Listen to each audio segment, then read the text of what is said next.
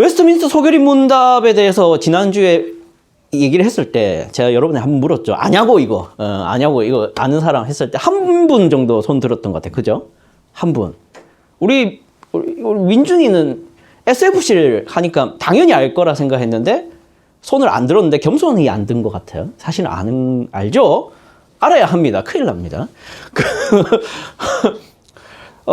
사실 잘 몰라요, 이런 것들을. 모르는 게 사실은 대다수입니다. 장로교의 신학이라 할 수 있는 이 교리에 대해서 다들 당연히 알아야 되는데 잘 모르는 게 현실이에요. 왜 당연히 모를까 했을 때 제가 첫 번째 시간 때 이 교리의 역사를 얘기하면서 한국 교회가 미국에서부터 20세기에 수입이 된 교회라고 했죠. 그때 당시에 미국과 유럽의 그 상태는 어땠느냐? 교리를 좋아한다, 싫어한다 했을 때 싫어하는 분위기였다. 그래서 교리를 싫어하는 교회가 한국의 수입이 하필 그때 된 거죠. 그래서 한국도 당연히 교리를 잘 이렇게 못 배웠어요. 당연히 우리는 뭐 미국 선교사님이나 신학자들에게 배워야 되는데 교리를 당연히 안 배웠겠지. 그냥 성경만 읽었겠죠. 그러다 보니까 우리의 기성세대들은 교리를 잘 몰라요. 성도부터 시작해서 목회자들까지. 그런데 이제 그게 1세대 지나서 이제 2세대 넘어온 게 이제 지금 우리 교회에 있는 어른분들이고, 여러분은 이제 거의 뭐 3세대, 4세대에 해당된다 하는데, 그러면 이제 왜 교리를 모르느냐 하면서 비판을 할 게 아니라 우리가 지금 그런 환경 속에 있다는 것을 기억을 하시고 경각심을 가지라라는 내용이었어요. 그렇죠? 당연히 교리를 모르니까 나도 교리 몰라도 되지 않나 이렇게 하지 말고, 우리는 그러한 교리를 모르는 역사를 끊고 여러분은 이제 교리를 좀 관심을 가지는 사람들이 되었으면 좋겠다. 이게 첫 번째 핵심이었어요. 첫 번째 시간에. 이제 두 번째 시간에 대해서 좀 우리 복습을 좀 해보도록 하겠습니다. 두 번째 시간 같은 경우는 우리가 일문답을 나눴었죠. 여러분 강의 안에 보면 일문답에, 소결입 문답 일문답에 일문과 답이 있어요. 한번 제가 일문 읽을 테니까 여러분 답해 주시면 되겠습니다. 일문. 사람의 제일 되는 목적이 무엇입니까? 사람의 제일 되는 목적은 하나님을 영화롭게 하고 하나님을 영화롭게 하고. 예, 이게 웨스트민스터 소결입 첫 문답에서 이제 시작이 된다 했죠.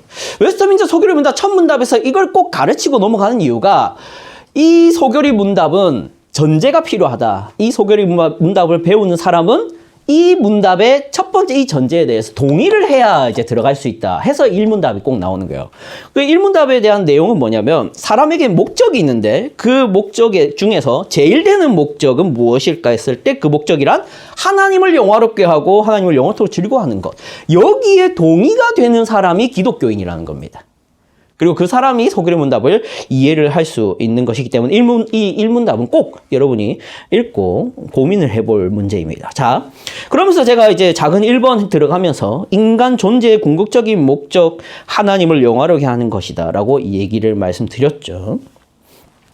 여기서 여러 가지 제가 주의점도 주고 조심해야 될 것도 말씀드렸는데, 오늘 이 시간에 한 가지만 좀 상기해 봤으면 좋겠습니다. 한 가지만 뭐냐면은, 하나님을 영화롭게 한다 했을 때 우리가 조심해야 되는 거는, 하나님이 본래 영광스럽지 않은데 우리가 하나님을 영광스럽게 할 수 있다라는 생각은 하지 말아야 된다. 이걸 꼭 주지했으면 좋겠습니다. 왜냐하면 하나님은 우리가 없어도 영광스럽다라는 것을 우리는 기억해야 돼요.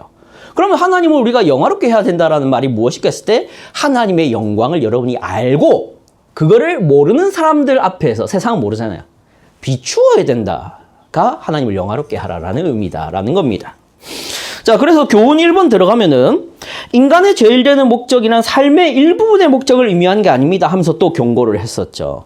그러니까 이런 사람들이 있다 했잖아요. 요게 인간의 제일 되는 목적이라 했을 때 제일이란 궁극적인 목적을 의미해요. 궁극적인 목적. 그러면서 제가 뭐 음식 얘기했죠. 뭐 치킨, 피자, 통닭 이런 것들이 있는데 우리는 뭐 치킨을 먹을 수 있고 통닭을 먹을 수 있고 돈가스를 먹을 수도 있다. 근데 이 모든 먹는 행위 이면에는 궁극적인 목적이 있는데 뭐냐? 왜 이걸 우리가 먹냐?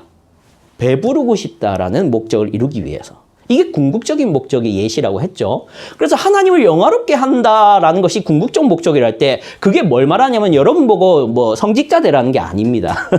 여러분 다 교회에서 헌신하고 교회와 관련된 직업을 가져라 이런 말이 아니라, 여러분이 먹든지 마시든지 무엇을 하든지 하나님의 영광을 목적하는 대로 살아가라라는 의미예요. 어느 직업을 가지든지. 그게 궁극적인 목적이라는 의미입니다. 그래서 고린도전서 여러분 강의 안에 있죠. 10장 31절 다 같이 읽었었죠? 한번 다시 읽어봅시다. 시작. 그런즉 너희가 먹든지 마시든지 무엇을 하든지 다 하나님의 영광을 위하여 하라 라고 돼 있죠. 이 본문이 분명히 금지하는 사실이 있습니다. 무엇을 금지하냐? 하나님의 영광을 교회에서만, 종교인들과 함께하는 시간에만, 혹은 여러분이 기도하고 찬양 부르는 시간에만 해라라는 것을 금지하는 본문입니다. 그렇겠죠? 왜? 이것은 언제 어느 때든지 무엇을 하든지 하나님께 영광 돌려라는 본문이니까. 그런데 보세요. 우리는 우리 자신을 반성을 해야 됩니다. 우리는 하나님을 영광스럽게 하려는 의지나 고민을 언제 어느 순간에서만 하냐면 교회에 있을 때, 혹은 기도를 하고 있을 때, 찬양을 부르고 있을 때만 떠올리지, 우리가 직장을 들어갈 때든 직장 생활을 할 때든 대학을 들어갈 때든 대학 생활을 할 때든 그런 고민을 한다 안 한다? 안 하는 우리를 살펴봤을 때 깊은 회개와 반성을 좀 고민해 볼 필요가 있습니다. 아시겠죠? 그러면서 이제 교훈 2번 들어갔었죠. 교훈 2번. 교훈 2번 같이 읽어보죠. 시작. 하나님을 영화롭게 하는 방법이 뭘까? 했을 때 교리문답은 그 방법까지 얘기를 하고 있대 했죠. 그 방법이 뭡니까? 하나님을 즐거워하는 것이 하나님을 영화롭게 하는 방법이라는 겁니다. 근데 이게 조심스러운 거예요. 왜냐하면 이 소교리 문답을 저만 가르치진 않거든요. 물론 이게 인기 있는 내용은 아니지만 저만 가르치잖아요. 많은 사람들이 소교리 문답을 사실 가르치고 있죠, 교회마다. 자, 그런데 조심스러운 건 뭐냐면 저의 이러한 해석이 일반적이진 않아요. 저는 좀 독특하게 지금 이거를 가져온 거예요. 그러니까 무슨 말이냐면은 일반적으로 이 하나님을 즐거워하는 것이 이 일문답의 답이잖아요. 그렇죠? 그거를 하나님을 영화롭게 하는 것과 사실 연결해서 읽어요, 다들. 그렇게 가르쳐요. 무슨 말이냐면 하나님을 영화롭게 하는 방법으로 즐거워하는 것을 제시하지 않고 하나님을 영화롭게 하는 것과 하나님을 즐거워하는 것이 인생의 목적이다라고 가르쳐요. 근데 저는 지금 뭐라고 가르쳤습니까? 하나님을 영화롭게 하는 것만 인간의 목적이고 그 방법으로 즐거워하는 것이 제시되고 있다. 이렇게 해석을 하고 있죠. 근데 저는 이러한 해석이 더 맞다, 성경적이다라고 생각해서 이렇게 말씀을 드리는 겁니다. 왜 그런지를 오늘 얘기를 좀 구체적으로 설명을 드리도록 할게요. 여러분이 교회를 다녀보면은, 하나님을 영화롭게 하고, 하나님을 영광스럽게 하는 삶이라는 것이 기도 많이 하고, 예배 많이 드리고, 찬양 많이 부르고, 하나님의 이런 율법들을 순종하며 살아가는 그 구체적인 삶들이 아닌가라고 이제 생각하기 마련이잖아요. 그 방법이라는 게. 근데 저는 그 방법이라는 것을 즐거워하는 것으로 이제 완전히 이제 제한하고 있는 겁니다. 왜 그런가를 오늘 좀 말씀을 좀 드리고자 합니다. 자, 넘어가죠. 넘어가도록 하겠습니다. 자, 이제 오늘 본론으로 이제 들어갈 겁니다. 이 지점에서 저는 이제 다음 문답으로 넘어가기 위한 질문을 한 가지 던져볼게요. 자, 들어보세요. 여호와를 영화롭게 하는 것은 모든 순간마다 여호와를 즐거워하는 것으로 가능하다 했고, 또 여호와를 즐거워하지 못하는 것은 여호와가 즐거워할 만한 분이 아니라서가 아니라 우리가 여호와를 잘 모르기 때문이라고도 말씀드렸어요. 그렇다면 오늘 우리에게 필요한 것은 이 여호와를 아는 지식들인데 우리가 어떻게 하면 여호와를 알 수 있습니까? 라는 질문을 던져볼 수 있겠죠. 방금 질문 이해하시겠어요? 여호와를 알아야 여호와를 즐거워할 수 있지 않을까요? 이 질문이 왜 필요하냐면 지난주에 여러분 그 조별 모임 했잖아요. 그때 조별 모임 할 때 그게 지문 중에 이게 있었을 거예요. 우리가 교회를 나올 때 어떤 목적으로 주로 나왔을까요? 과연 하나님 그분을 즐거워하며 나왔을까요? 아니면 다른 것들을 즐거워하면서 나왔는지 한번 생각해보고 서로 나눠봅시다 했죠. 우리 조장님 인도하에서 했죠. 그때 어떤 대답들이 나왔는지 이 조는 잘 모르겠지만 제가 인도한 조는 이런 말이 나왔어요. 솔직히 교회를 다닌 거 엄마 아빠가 가라 해서 갔고 이제는 뭔가 가지 않으면 찜찜해서 오는 거지 하나님을 즐거워하면서 나오는 건 아닌 것 같습니다 라고 대답을 하더라고요. 그러면서 이제 하나님을 즐거워하면서 나오지 않으니까 억지로 나오는 건데 사실은 뭐 딱히 여기에 대해서 할 말이 없습니다 라고 대답을 했습니다. 그때 제가 뭐라고 대답했냐면 하나님을 즐거워하는 것이 쉬운 문제가 아니다. 왜 쉬운 문제가 아니냐면은 하나님을 즐거워하는 마음이 생긴다는 것은 억지로 되는 것이 아니기 때문이다. 그러니까 그것이 어떻게 가능한지를 이제 다음 주에 말해줄게 라고 이제 말했어요. 그런데 오늘 안 보이네요. 예. 뭐 보겠죠. 뭐 유튜브 보라 해야겠네. 모르겠습니다. 볼란가? 자, 여러분은 이제 들으면 됩니다. 여러분 대다수 그럴 거예요. 여러분 지금 교회 다니는 거 솔직히 모태신앙이고 부모님이 가라 해서 시작했다가 이제는 가라 하지 않아도 마음속에 괜한 찔림이 있고 불편함이 있어서 교회를 계속 나오는 경우들이 많을 겁니다. 하나님 그분을 즐거워하면서 신앙생활은 아닌 것 같은 분명한 생각들이 있을 거예요. 왜 그런지를 오늘 좀 말씀을 좀 배우면서 나눴으면 좋겠습니다. 자, 이제 이문답 들어갈게요. 이문답 제가 이문 읽겠습니다. 하나님을 영화롭게 하고 즐거워하는 것을 지도하시려고 하나님께서 우리에게 주신 준칙은 무엇입니까? 답. 그렇게 하고 즐거워하는 것을 지도하시고 하나님께서 우리에게 주신 유익한 준칙은 구약과 신약 성경이 기록된 하나님의 말씀입니다. 네. 자, 1번 유일한 준칙이라는 이제 표현이 있어요. 유일한 준칙. 이 유일한 준칙이라는 이 준칙이라는 단어의 사전적 의미를 먼저 말씀드릴게요. 준칙이 뭘까? 기준이 되는 법칙입니다. 기준이 되는 법칙. 그게 준칙이에요. 예, 뭐 필기하셔도 됩니다. 기준이 되는 법칙을 준칙이라 합니다. 자, 그러면 유일한 준칙이라는 말은 이 외에는 어떤 것도 준칙이 될 수 없다라는 의미입니다. 필기하고 있죠?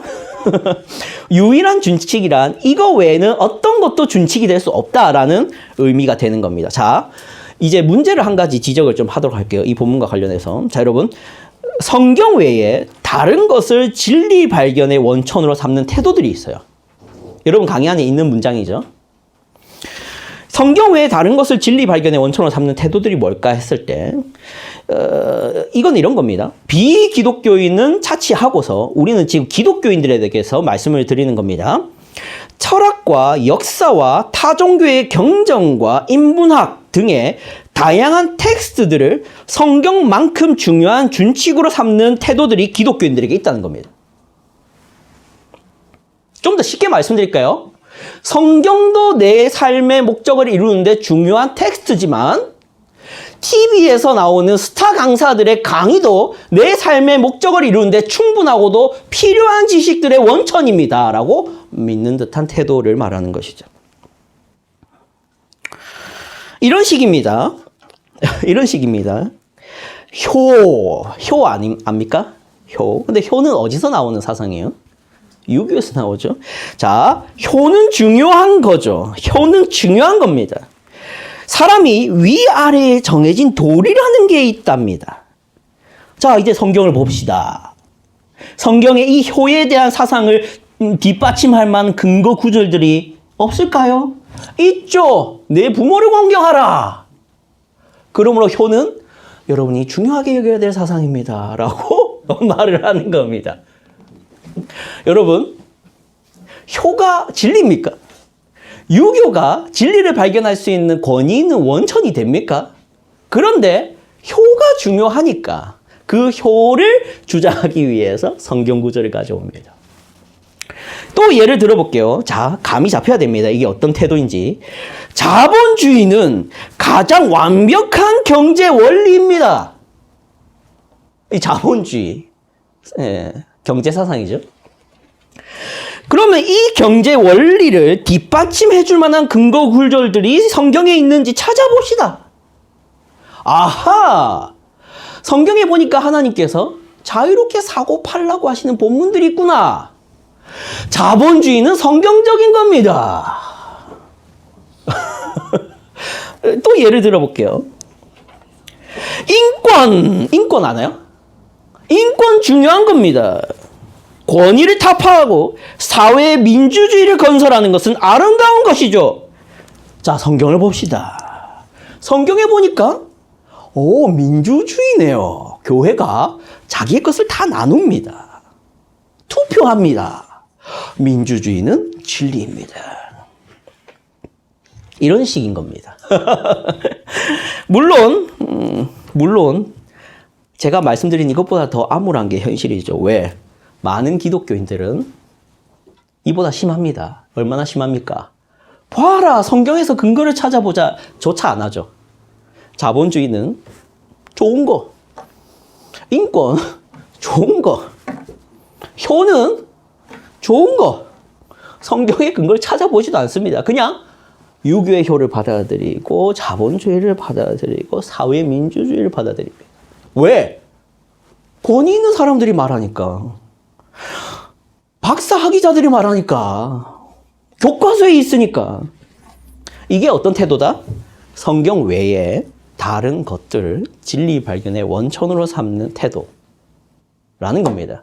성경을 인생의 목적을 이루는 유일한 준칙으로 삼는 게 아니라 다른 것들도 더 중요하게 여기는 태도가 있다는 것이죠. 자, 그러면 이제 여러분 한 가지 질문이 생기죠. 여러분 이 질문을 꼭 해결해야 됩니다. 우리에겐 이런 반발심이 생길 수 있거든요. 질문 있죠? 강의 안에 제가 적어놨나요? 질문 같이 읽어봅시다. 시작. 인문학, 철학, 역사, 과학, 타종교의 경전 등의 지식들과 성경 사이의 관계성과 올바른 위치 이해는 뭘까 하는 겁니다. 그렇게 생각할 수 있죠. 자, 예를 들어 봅시다. 저는 지금 성경 외에 다른 것은 인생의 목적을 이루는데 전혀 도움이 안 된다는 식으로 말을 했잖아요. 그러면 학교 공교육을 하지 말아야 되고 학원은 안 다녀야 되고 대학은 안 다녀야 되냐라는 말까지 나올 수 있습니다. 저는 그런 얘기를 하려는 게 아니에요. 그 위치를 바르게 잡아야 된다라는 얘기를 하고자 하는 겁니다. 자, 이제 밑에 보시면 땡땡 계시, 땡땡 계시라고 있을 거예요. 그렇죠? 이제 넣기 하시면 됩니다. 쉽습니다. 일반 계시. 첫 번째가 일반 계시고 두 번째가 특별 계시입니다. 일반 계시가 뭐냐 했을 때 자연 계시라고 합니다. 일반 계시는 자연 계시. 왜 일반 계시는 곧 자연 계시라 하냐면 여러분 자연이라고 하면은 이제 우주 만물을 말을 하는 거겠죠. 이 자연 속에 하나님의 계시가 있는데 여기에는 만물이 들어가고 역사도 들어가고 양심도 들어갑니다. 만물과 역사와 양심이 이제 일반 계시에 속하는 하나님의 계시예요. 로마서 1장 20절 보시면 같이 읽어볼게요. 시작. 창세로부터 그의 보이지 아니하는 것들 곧 그의 영원하신 능력과 신성이 그가 만드신 만물에 분명히 보여 알려졌나니 그러므로 그들이 핑계하지 못할지니라. 요게 제가 굵은 줄로 강조해놨죠. 뭐라고 합니까? 만물에 분명히 보여 알려졌나니. 뭐가? 하나님의 신성이. 그래서 이 본문대로라면은 이 만물을 분석하고 관찰하고 해석하면 하나님의 신성을 발견할 수 있다 없다?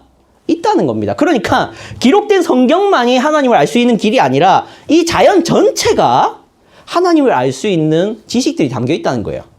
자, 그렇다면 이제 이런 얘기를 할 수 있죠. 자, 들어보십시오. 과학 알죠? 과학. 과학 안에는 4가지 분과가 있죠. 첫 번째 뭐 있습니까? 지구과학, 또 물리학, 또 생물학, 또 화학. 그쵸? 4개 다 있죠. 그런데 이 과학은 결국 뭐 하는 학문입니까? 아무것도 없는 것을 만들어내는 학문이 아니라 뭔가를 관찰하고 발견하는 학문들이죠. 과학은 뭘 관찰합니까? 지구과학은 뭐 관찰하는 거예요? 지구, 우주. 또 물리학은 뭐 관찰하는 거예요? 물리 법칙. 생물학은 뭐 관찰하는 거예요? 생물. 여러분들.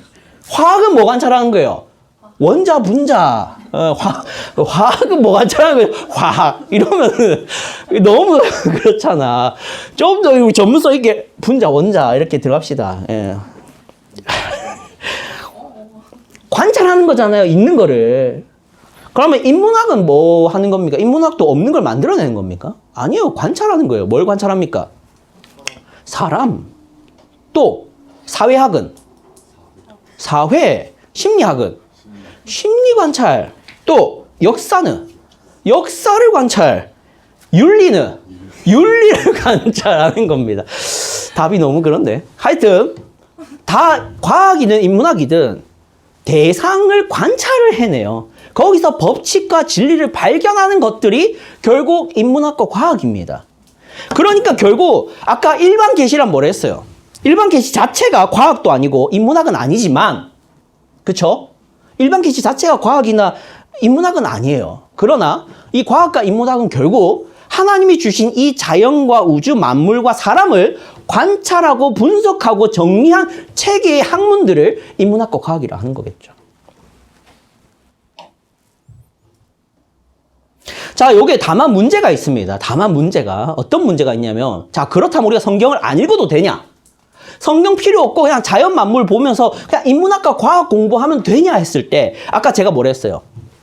성경 외에 다른 원천을 지식의 우리가 인생의 목적을 이루는 진리로 삼아도 된다, 안 된다? 안 된다 했잖아요. 성경만이 유일한 준칙이 되고 다른 학문들은 준칙이 되지 않는다 했잖아요. 왜 그런지를 말씀드릴게요. 분명히 이 자연 만물에 하나님의 신성이 나타났고 우린 그걸 관찰하고 분석한 학문들이 있습니다.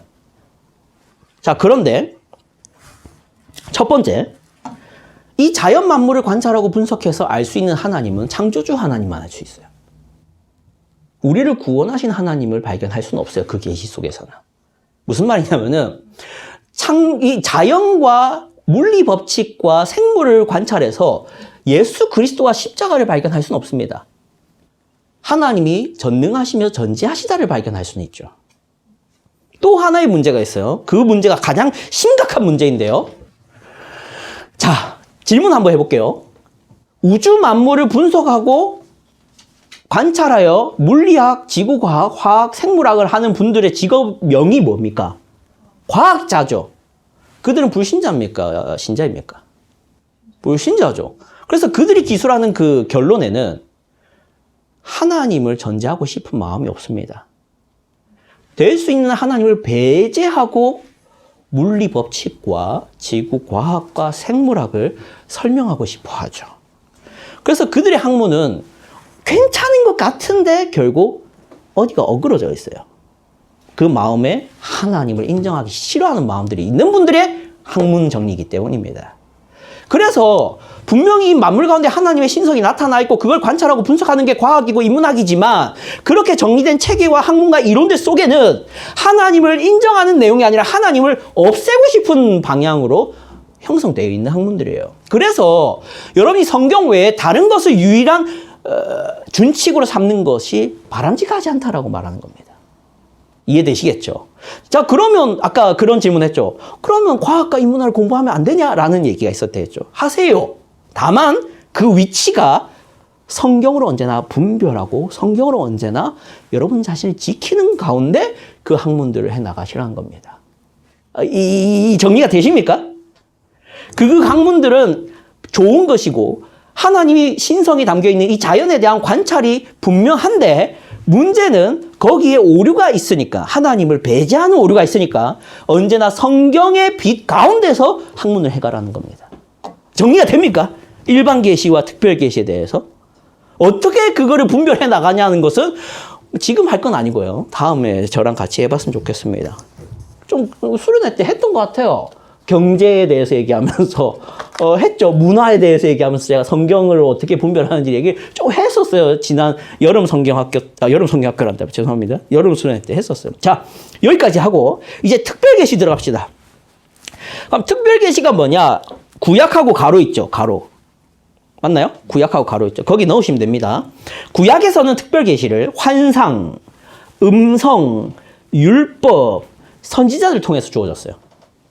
특별 계시가. 그러니까 특별 계시란 뭐냐면은 하나님이 직접 이렇게 말해주는 것들이 특별 계시에 해당됩니다. 근데 신약 성경에서는 이제 이 특별 계시가 어떻게 되냐면 최종적으로 완성된 성경으로 이제 끝납니다. 여러분 다 들고 있죠? 여러분 성경책 들고 있습니까? 그게 특별 계시입니다. 하나님이 직접 자신에 대해서, 우주에 대해서, 인간에 대해서 기록한 것. 그게 특별 계시입니다. 오늘 읽었던 디모데후서 3장 16절이죠. 같이 읽어보겠습니다. 시작. 모든 성경은 하나님의 감동으로 된 것으로 교훈과 책망과 바르게 함과 의로 교육하기에 유익하니. 여기에 강조 있죠. 하나님의 뭐로? 감동으로 된 것으로. 다시 말해서 하나님이 직접 기록하셨다라는 의미입니다. 그래서 특별 계시라는 거예요. 여기까지 좀 말씀드리면 우리는 성경에 있어서 특별히 이 일반 계시의 관계성을 좀 이해를 했나 모르겠습니다. 말씀을 드렸어요. 여러분은 성경 외에 다른 것을 진리 발견의 원천으로 삼아서는 안 됩니다. 인문학이든 과학이든 그것이 성경보다 우선되거나 성경과 동일한 권위를 가져서는 안 됩니다. 아시겠죠? 그러나 공부하지 마라 해라? 해라. 왜? 분별해서 해라. 이겁니다. 넘어갈게요. 자, 이제 2번입니다. 그러면 구약과 신약 성경에 기록된 하나님 말씀이라는 이제 답이 있잖아요. 그러니까 유일한 준칙 말고 이제 그 뒷문장이 있잖아요. 구약과 신약 성경에 기록된 하나님의 말씀이 유일한 준칙입니다라고 돼 있잖아요. 맞죠? 이거 맞죠? 이거 이문답이 그래 돼 있죠? 그런데 자, 이제 여기서 이제 중요한 부분이 있어요. 기록된 하나님 말씀이라 했을 때 이 표현은 담겨 있는 의미를 가지는데 이 때문에 어떤 사람들은 기록된 신구약 성경과 그 안에 담겨 있는 하나님의 말씀이 구분되는 것처럼 해석을 하는 거예요. 자, 한번 보세요. 그림 보세요. 그림 보시면 첫 번째 어떤 사람이 나옵니까? 자유주의. 두 번째 신정통주의. 세 번째 개혁주의 이렇게 나오는데 책을 보고 있죠. 책을 보면은 점점점점점 줄 점점점점점 줄 이게 자유주의잖아요. 이게 무슨 말이냐면은 이 줄글만 하나님 말씀이라는 거예요. 점점점들은 오류로 가득한 인간의 말이라고 말하는 겁니다. 왜냐하면 사람이 기록한 거니까. 근데 어떤 부분들만 하나님의 말씀이다라고 하는 거예요.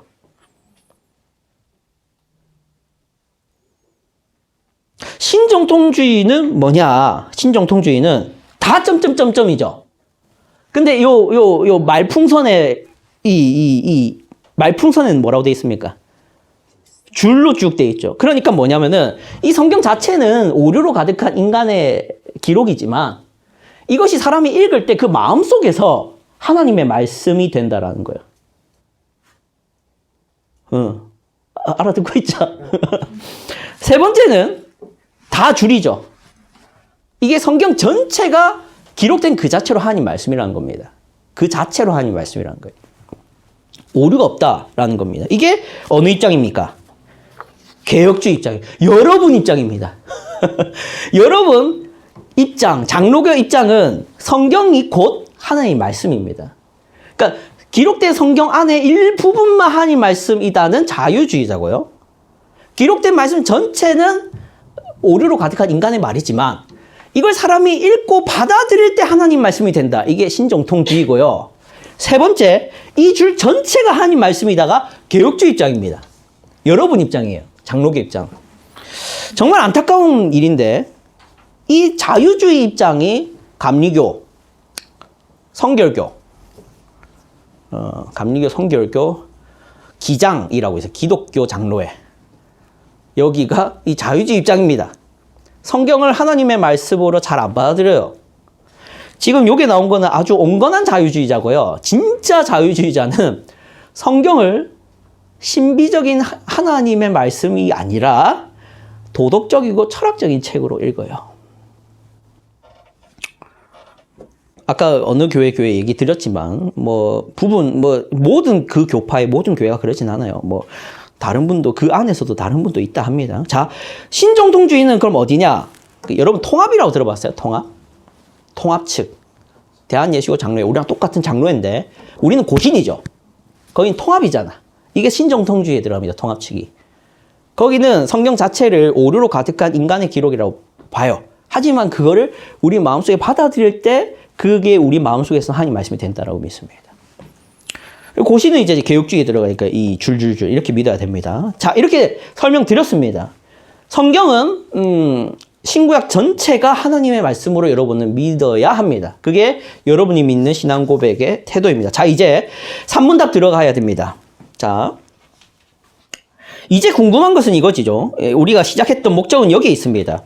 성경이 기록된 하나님의 말씀이 도대체 어떤 내용을 담고 있길래 저와 여러분 같은 사람들로 하여금 여호와를 영화롭게 하고 즐거워할 수 있는 삶을 살 수 있게 하느냐 한 겁니다. 그렇죠? 지난주에 그 고민 있다 했잖아요. 다들 나눔할 때 여호와를 즐거워하는 게 안 된다. 여호와를 즐거워하면서 교회 나오는 거 안 된다. 그냥 억지로 나온다라고 했잖아요. 근데 어떻게 하면 성경에 무슨 내용이 우리를 그렇게 만들 수 있는가 하는 질문을 해봐야겠죠. 산문답 봅시다. 제가 문 읽을게요. 성경이 가장 중요하게 가르치는 것이 무엇입니까? 성경이 가장 중요하게 가르치는 것은 것은 사람이 하나님에 대하여 믿을 것은 무엇이며 하나님께서 사람에게 요구하시는 본분은 무엇인가 하는 것입니다. 자, 여기 두 가지 내용이 이제 나오죠. 첫 번째가 뭡니까? 성경의 가르침. 사람이 하나님에 대하여 뭐? 믿을 것은 무엇인지가 첫 번째 가르침입니다. 하나님에 대해서 믿을 것이 무엇인지를 가르치는 게 첫 번째입니다. 두 번째는 뭘까요? 뒤에 있겠죠? 하나님께서 사람에게 요구하시는 본분은 무엇인가 하는 것입니다. 이게 두 번째 성경의 가르침이에요. 그래서 여러분이 성경을 읽는다면 하나님에 대하여 믿을 것과 반면에 하나님께서 우리에게 요구하시는 것들을 이 두 가지를 둘 다 배워야 돼요. 그래야 여러분이 성경을 통해서 성경이 가르치는 것을 제대로 배웠다라고 말을 할 수 있는 겁니다. 자, 그렇다면 만약 이런 거죠. 성경을 여러분이 읽고 배웠다 하는데, 주장하는데 나는 하나님에 대해서 뭘 믿어야 될지는 하나도 기억 안 나고 하나님이 나한테 뭘 요구하는지만 머리에 가득하다 했다면 여러분 지금 잘못 배운 겁니다. 그리고 그 잘못된 배움이 여러분으로 하여금 여호와를 즐거워할 수 없게 만들고 있는 거예요. 근거를 좀 가져보죠. 이 두 가지를 성경이 가르치고 있다는 근거가 있을 거 아닙니까? 요한복음 5장 39절 같이 읽어볼게요. 시작. 너희가 성경에서 영생을 얻는 줄 생각하고 성경을 연구하거니와 이 성경이 곧 내게 대하여 증언하는 것이니라. 누구에 대해서? 네 개. 그 네 개가 화자가 뭐냐면 요한복음이니까 예수님입니다. 성경은 누구를 증언하는 책이다? 예수님을.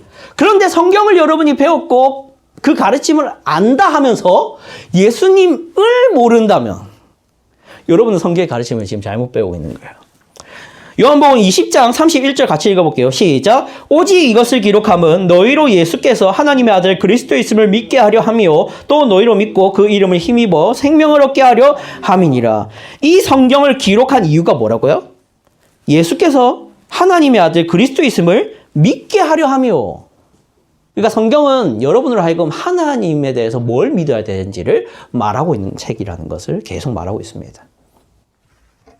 자, 그러면 이제 신명기 10장 12절 봅시다. 같이 읽어볼게요. 시작. 이스라엘아, 내 하나님 여호와께서 내게 요구하시는 것이 무엇이냐? 곧 내 하나님 여호와를 경외하여 그의 모든 도를 행하고 그를 사랑하며 마음을 다하고 뜻을 다하여 내 하나님 여호와를 섬기고. 이 본문의 말을 여러분이 지금 읽었잖아요. 익숙하죠? 왜 익숙합니까? 여러분은 지금 신명기 10장 22절과 같은 내용들만 성경을 통해서 가르침을 받고 있는 겁니다. 여러분의 현실이죠. 저의 현실이기도 했고. 하나님 여호와께서 내게 요구하시는 것이 무엇인가? 내 하나님을 사랑하고 내 이웃을 사랑해라 라는 이 문장을 여러분은 귀에 딱지가 않도록 이렇게 들어왔을 거예요. 왜 그럴지를 생각해 봅시다. 왜? 도대체 우리는 왜? 하나님에 대해서 우리가 무엇을 믿어야 되는지는 생각이 잘 안 나고 하나님이 우리에게 요구하시는 본분들만 이렇게 머리에 가득했는지를 그 이유를 좀 생각해 봅시다. 1번 봅시다. 같이 읽어볼게요. 시작. 성경의 가르침에 대한 불균형한 이해. 작은 1번 시작. 균형 잡히지 못한 개인 성경 공부의 문제. 먼저 개인에 대해서 얘기를 할게요. 여러분 개개인이 성경을 읽어봤을 거 아니에요. 여러분 성경 펼쳐봤고 성경에 대해서 좀 고민을 해보고 하나님 말씀을 좀 배워보려고 했을 거 아니에요. 그런데 문제가 있다는 겁니다. 균형이 잡히지 못했다는 거예요. 무슨 균형이 잡히지 못했냐? 자, 여러분 현대인들의 분주한 마음. 여러분 현대인들이 분주한 거 맞습니까? 맞죠? 분주하죠? 아주 바쁩니다. 시도 때도 없이 바쁘게 살아갑니다. 그래서 성경도 바쁘게 읽습니다. 맞죠? 바쁜 와중에 성경을 읽잖아요. 그럼 여러분의 성경을 읽을 때 바쁠까요? 느긋할까요? 바쁩니다. 정말 바쁘게 성경을 읽겠죠. 그러면 잘 보세요. 짧은 시간 안에 중요한 답변을 들어야 됩니다. 그렇게 생각하고 성경을 보겠죠. 그래서 이런 사람들은 대부분 구체적인 적용에만 관심을 가집니다. 왜? 적용이 결론이니까. 결론만 듣고 싶어요. 성경을 통해서 결론만 말해줬으면 좋겠습니다. 제가 이게 정말 지금 화가 나면서 얘기를 하는 느낌이죠. 화가 난 거 맞습니다. 여러분한테 화내는 건 아닌데 제가 이제 신앙에 대해서 상담을 많이 해옵니다. 신앙에 대해서 말씀에 대해서 상담을 많이 하는데 좀 과장하자면은 한 1000명은 일단 현재까지는 1000명은 과장인가? 이것도 최소인 것 같은데 1000명은 일단 상담을 해왔어요. 근데 1000명은 상담했는데 대부분 무례함을 느껴요, 저는. 어떤 면에서 무례함을 느끼냐면 딱 들어와서 주일날 술 먹으면 돼요, 안 돼요? 라고 물어요. 아, 주일날이 아니죠. 평소에 술을 마시면 돼요, 안 돼요?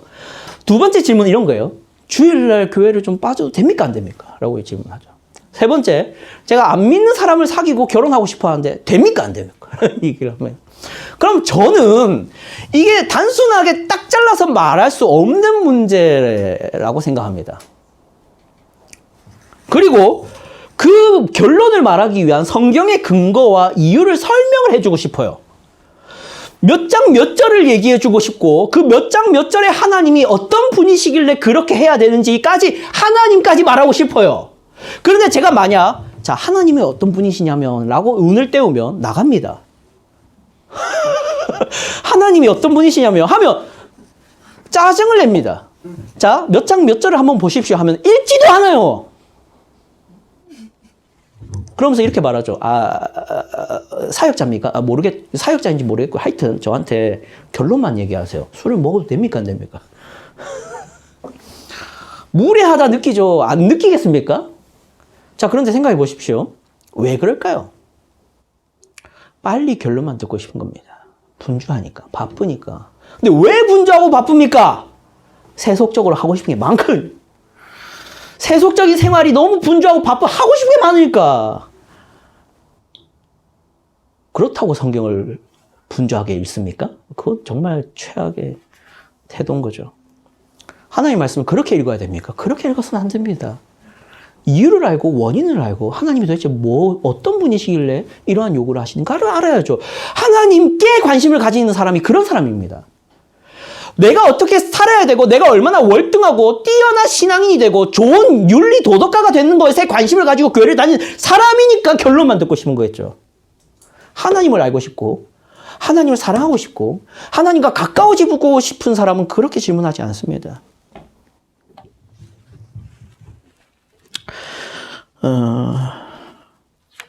그래서 성경을 개인적으로 그렇게 읽는다는 거예요.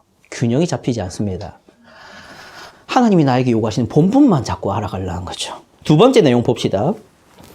같이 읽어보죠. 시작. 균형 잡히지 못한 교회 교육. 이거는 개인적인 문제가 아니라 공동체적인 문제입니다. 교회에 가르치는 직분을 맡은 사람들이 있죠. 누가 있습니까? 교회에는 가르치는 직분을 맡은 사람 대표적으로.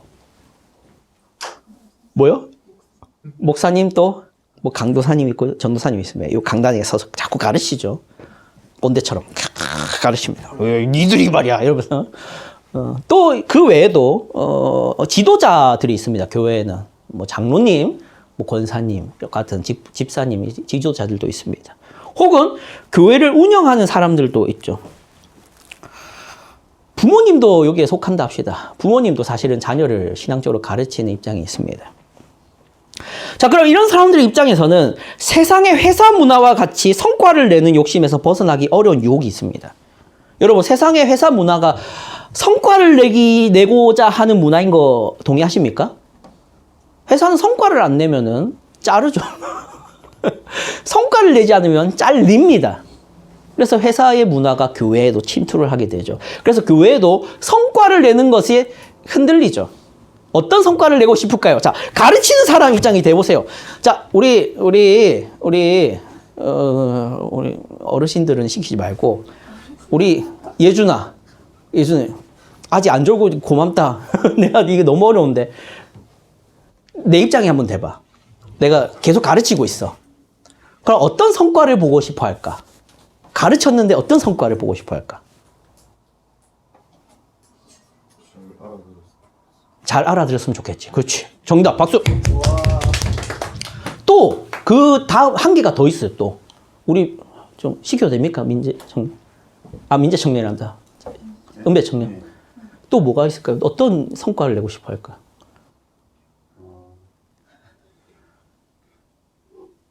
좀 이해하고 좀 따라오고. 이해하고 따라오는. 그리고 좀 더 넘어서서. 이제 좀 인원의 그런 수적인 부흥과 또 있습니까? 이 사람 잘 가르친다. 이분 잘 가르친다더라. 그런 소리 듣고 싶고, 그런 게 있을 수 있죠. 오케이, 알겠습니다. 민재, 이제 거의 들었다. 민재, 어떤 성과를 내가 내고 싶을까? 가르친 사람 입장에서. 가르쳤다. 그럼 어떤 성과를 빨리 보고 싶을까? 변화 정답! 내가 원하는 답 나왔다. 민재가 안 듣는 것 같은데 다 듣고 있어. 주저주저인데. 변화. 어떤 변화? 행동 변화 보고 싶지. 내가 이번 주에 자 여러분 성경을 똑바로 읽으십시오 했으면 성경을 똑바로 읽는 모습을 보고 싶지. 근데 그런 변화를 빨리 보고 싶잖아. 그러니까 빨리 보고 싶으면 제가 뭐만 얘기를 하게 될까요? 자꾸 뭐만 얘기하게 될까? 10번만 얘기하게 되겠지. 이렇게 하는 거죠. 너 이렇게 살면 안 돼. 이렇게 살아. 너 저렇게 하면 안 돼. 저렇게 살아. 이런 얘기만 하게 되겠죠. 이게 균형 잡히지 않는 이유가 됩니다. 하나님은 어떤 분이신데요? 하나님은 우리를 위해서 이렇게 하셨답니다. 하나님과 아들 예수 그리스도께서는 이렇게 큰 고통과 고난과 핍박을 속에서 우리를 위해서 이렇게 기도를 하신 분이십니다라는 얘기를 하면 행동 변화에 대한 얘기들이 아니잖아. 그거를 하기 싫다고요. 여러분이 바뀌어야 되는데 그래서 그 얘기를 안 하게 된다는 거예요. 교회가 그런 얘기를 안 하고 싶어 해요. 자꾸 이렇게 삽시다. 이렇게 합시다. 하세요. 라는 얘기를 하게 된다고요. 자, 이제 말씀을 정리할게요. 너무 오래됐습니다. 말씀을 진짜 정리하겠습니다. 여러분이 성경을 읽으면 어때요? 무슨 책 같아요? 그러니까 성경이란 책 이면에, 그러니까 이미지를 묻는 거예요. 성경이 어떤 책의 이미지를 좀 가집니까? 도덕책. 하영이는 어떤 책의 이미지가 좀 있어요?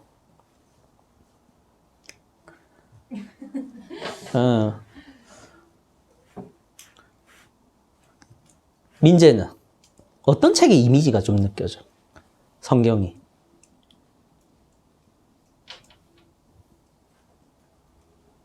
좀 말하기 어렵나? 예준이 어떤 책의 이미지가 좀 느껴지지? 성경을 읽으면? 역사책! 내가 원하는 게 2개 다 나왔어요. 성경은 보통 우리가 읽으면 도덕책, 역사책 느낌이 좀 납니다. 근데 성경은 본래 연애편지예요. 연애편지입니다. 내가 너희를 얼마나 사랑하는지 아니? 의 책이에요. 그런데 이게 왜 역사책처럼 느껴지고 도덕책처럼 느껴지기 시작할까 했을 때, 자 보세요. 이런 문제가 있습니다. 여러분 그 연애 편지를 보내봤는지 모르겠습니다. 요즘에 연애 편지가 아니라 연애 카톡을 보내거나 연애 페메를 보내겠죠? 맞나요? 예. 연애 편지 종이 있어서 잘 안 씁니다. 요즘엔 그냥 글을 보내죠. SNS나 어떤 메신저로. 근데 연애 편지를 쓴다 할 때, 그 연애 편지를 쓸 때 정말 안타까운 경우는 내가 당신을 사랑해라는 문장 하나로 상대방이 납득을 못하는 경우들이 있을 거예요. 네가 날 사랑하는 근거가 뭐냐라는 질문을 하게 되는 경우는 있는 거죠. 여러분 연애를 다 해보셨을 테니까 질문을 해볼게요. 질문이 안 돼. 얘기를 좀 드릴게요. 여러분이 누구를 만나든 여러분의 자유지만 이런 경우를 한번 예를 들어 봅시다. 정말 눈치 없고 사람 마음을 알아주기를 그냥 찰떡처럼 알아주면 좋겠는데 콩떡처럼도 못 알아보는 사람들이 있어요. 그리고 정말 둔해서 이게 상대방이 지금 왜 이런 행동을 하고 있는지를 알아주지 못하는 사람들이 있습니다. 관심을 못 가지는 거죠, 상대방에 대해서. 그러니까 이런 사람들이 물론 너무 잘생기고 너무 능력 좋고 너무 성격이 좋으니까 만날 수도 있지 않겠습니까? 자, 그래서 이런 사람 만났다 칩시다. 자, 그러면 여러분이 가장 답답하고 괴로운 문제가 뭘까요? 여러분이 얼마나 사랑하고 있는지, 여러분이 얼마나 상대를 위하고 있는지, 배려하고 있는지를 상대방이 알아준다, 못 알아준다? 알아주질 않습니다. 왜? 눈치가 없고 둔하니까. 그러면 여러분은 어떤 사람이 되냐면 쪼잔한 사람이 되기 시작합니다. 왜 쪼잔한 사람이 되기 시작하면 이유와 근거를 설명을 해줘야 돼요. 야, 봐봐. 나 너 사랑해. 응? 네가 언제? 이럽니다. 네가 언제? 이럽니다. 표정이 이래요. 네가 언제? 이럽니다. 여러분, 자, 들어봐. 너는 나 만날 때 30분씩 늦고 1시간씩 늦었어. 그런데 나는 단 한 번도 10분도 늦은 적이 없어. 그러면 네가 날 더 사랑할까? 내가 널 더 사랑할까? 이런 쪼잔한 말을 할 수밖에 없게 돼요. 자, 너는 내 생일을 1년째도 안 지켰고 2년째도 안 지켰고 3년째도 기억해 주지 못했어. 그런데 1년째, 2년째, 3년째 선물 나는 다 챙겨줬었지. 기억해? 라는 질문을 하게 됩니다. 근데 얼마나 쪼잔하고 얼마나 치사해요. 그런데 나도 정말 자존심 상하고 싫은데 그 말을 할 수밖에 없습니다. 왜요? 이 사람이 몰라줘요. 그러면 내가 그런 사람이 되기 시작한다고요. 근데 그게 그럼 쪼잔하다고 해서 그럼 상대방이 이럴 수 있죠. 너는 왜 쪼잔하게 옛날 얘기를 해? 그러면 안 됩니다. 그러면 안 돼요. 자기가 무식하고 기억력이 딸리고 눈치가 없어서 사람을 상처 주고 있는 것을 몰라주는 것은 그럼 정말 뻔뻔한 거죠. 자, 여러분. 하나님의 이 성경책이 본래 뭐라고요? 목적이? 연애 편지라고요. 근데 여러분 아까 어떤 이미지를 했죠? 도덕책과 뭐로 느껴진다고? 역사책으로. 도덕이 왜 나오고 역사가 왜 나와야 될까? 하나님이 지금 쪼잔해지신 겁니다. 자, 도덕은 왜 제시할까요? 아까 얘기했잖아요. 자, 생일은 사랑하는 사람이 챙겨야 될까? 챙기지 말아야 될까? 자, 약속 시간에 10분 전에 나오는 것과 30분이 넘도록 안 나오는 것 둘 중에 뭐가 잘못일까? 이런 얘기를 하는 게 뭡니까? 도덕책이죠. 도덕책이잖아. 역사는 왜 필요할까요? 자, 기억해봐. 10년 전에 네가 5년 전에 네가 이랬어. 근데 난 지금도 널 사랑해. 이게 바로 역사의 필요성입니다. 자, 성경책이 도덕 있죠? 역사 있죠? 왜 필요하다? 내가 너를 얼마나 사랑하는지를 보여주려고. 성경은 연애 편지입니다. 자, 그래서 이제 결론, 정말 이제 결론 한 문장을 할게요. 오늘 나누면 안 되겠다. 오늘 나누면 안 할게요, 여러분. 너무 안 붙들게. 결론 이겁니다. 산문답에서 성경이 가르치는 건 두 가지를 했죠. 그쵸? 첫 번째는 뭐라 했습니까? 산문답의 첫 번째 가르침이 뭐라고요? 하나님에 대해서 우리가 무엇을 믿어야 하는지, 그리고 하나님께서 우리에게 요구하시는 본분이 무엇인지를 성경이 가르친다 했죠. 이거를 왜 균형 있게 알아야 되냐? 아까 말씀드렸죠. 하나님이 너를 얼마나 사랑하느냐라는 얘기만 들어서는 와닿지 않고, 반대로 내가 너를 위해서 얼마나 해줬는데 라는 얘기만 들어서는 기분만 나쁩니다. 이해되십니까? 다시 한번 말씀드릴게요. 내가 너를 얼마나 사랑하는데 라는 문장만 들으면, 연애 편지를 딱 받으면 못 알아들어요. 인간이 그래요. 하나님과 인간 사이에 인간은 항상 까먹고 둔하고 눈치가 없어요. 못 알아줍니다, 하나님에 대해서. 그래서 하나님은 성경을 통해서 두 가지를 가르친다 했잖아요. 하나님이 무엇이고 하나님이 뭘 행하셨는지를, 뭘 믿어야 되는지를 말한다 했잖아요. 그게 바로 내가 얼마나 너를 사랑하는데 라는 문장들입니다. 근데 그 문장만 들어서는 내가 얼마나 잘못했는데 그랬는지를 몰라요. 반대로 내가 얼마나 잘못했는데 라는 얘기만 들으면 기분만 나쁘다고요. 도덕책 같고 이런 역사책 같다고요. 그래서 우리는 이 둘 다를 균형 있게 알아야 됩니다. 내가 얼마나 율법을 안 지키고 있고 하나님이 요구하신 본문들을 안 지키고 있는데 하나님이 나를 위해서 예수 그리스도를 주시고 예수 그리스도로 말미암아 십자가를 행하시고 우리를 구원하시고 참으시고 인내하시고 있다라는 것 얘기를 동시에 들어야 됩니다. 그렇게 균형 잡힌 내용들과 가르침을 성경에서 배우면 여러분은 비로소 여호와를 즐거워하는 사람이 됩니다. 이게 결론이에요. 여호와를 즐거워하는 사람이 되는 이유가 균형 있는 가르침에서 나오는 겁니다. 무엇을 무엇을 요구하는지에 대한 본분만 들어서는 기분만 나쁘고, 하나님이 너를 얼마나 사랑하는 데만 들으면 자기가 잘난 줄 압니다. 자기가 잘해서 사랑하는 줄 알고 자기가 얼마나 큰 사랑을 받고 있는지를 공감하지 못해요. 그래서 이 두 가지를 균형 있게 여러분이 배우며 성경의 가르침을 통해 하나님을 즐거워할 수 있는 사람이 되고, 하나님을 즐거워할 수 있는 사람이 돼서 여호와를 영화롭게 하는 삶을 비로소 살 수 있다는 것을 기억하는 여러분 되길 바랍니다. 다음 주부터는 이제 여호와에 대해서 무엇을 믿어야 되는지를 이제 진행하게 될 겁니다. 그렇죠? 순서상 기도하겠습니다.